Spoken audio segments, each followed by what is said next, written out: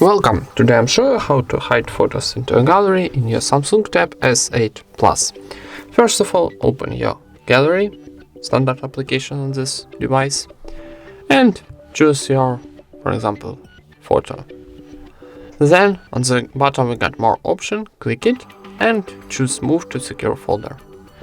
Click, and now how you can see moving items to secure folder, and now need to open these photos, for example.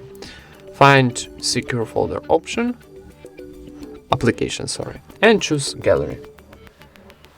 And here, how you can see, you can see your hide photos. And that's it. Thank you for watching, leave thumbs ups and subscribe to our channel.